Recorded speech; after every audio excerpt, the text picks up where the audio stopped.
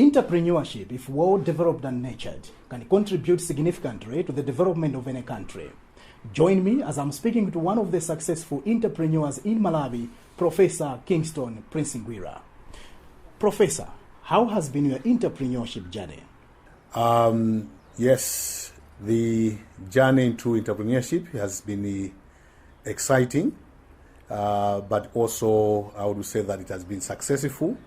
Basically, if we do a thorough analysis in terms of the challenges and the achievements, and now we would see that the achievements are outweighing or are greater than the challenges.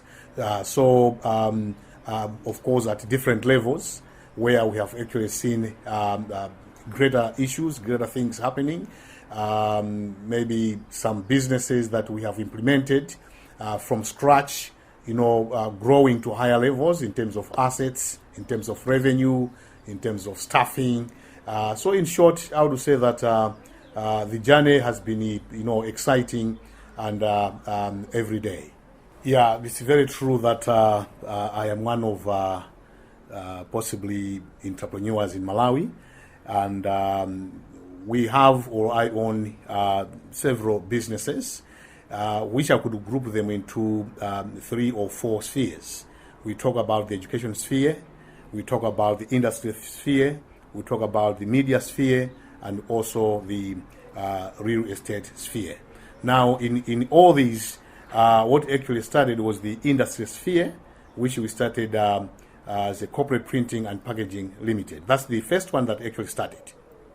And then later on, because of the great vision that God actually imparted upon my life, then the issues of education sphere came in. So we embarked on establishing universities in Malawi.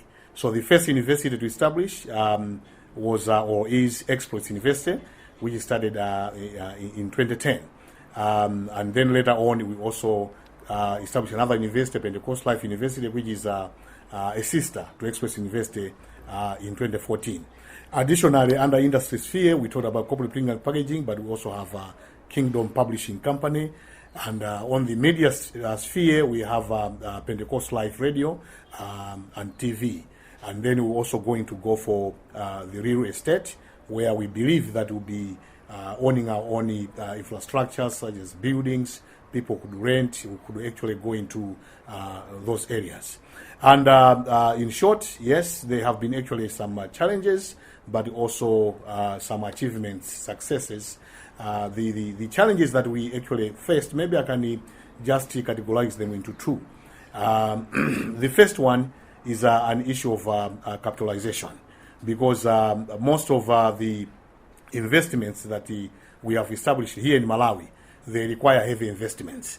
Now, if we borrow from what financial discipline says in terms of financing, a company or a business can be financed either by equity finance or equity capital, or debt finance or debt capital. Now, the challenge was that looking at financial deficit, looking at the difference between the available funds and expected funds.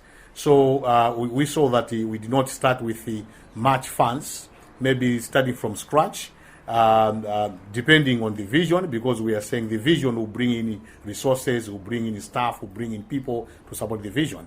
But now when we went to areas like banks, for example, no bank actually was there to help us. So that was a challenge to access credit from the banks, because they were saying the investments are just starting, there are no collaterals, and they could want to monitor for some time how the revenue is coming, all those things, whether we'll be able to pay for the loans or not. So that was one of the challenges. So, and we had to go to another strategy whereby we had now to utilize our own wisdom to make sure that we start small and then we grow.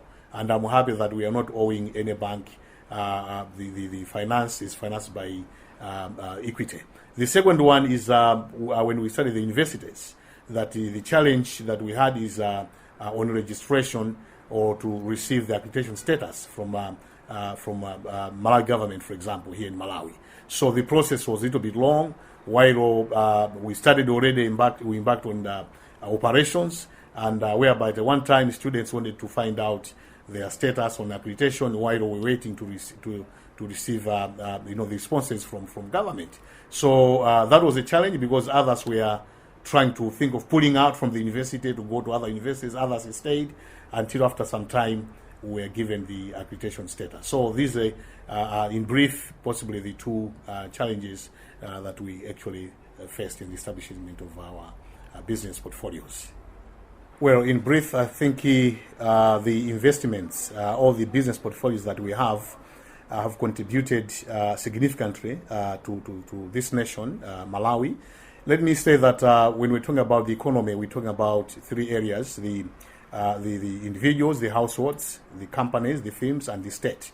So our contribution has also gone towards those three, which covers the economy. One of the areas we have contributed through these businesses is through the employability, whereby we have contributed in employing people, maybe closer to 400 to 500 workers in all these institutions. And additionally, in terms of the infrastructures, we have also helped to build some schools where the students are able to come, and also because the investments are also attached with the church, Pentecostal Life Church International. We have also actually contributed to the lives of the people that actually come and gather to worship in those areas.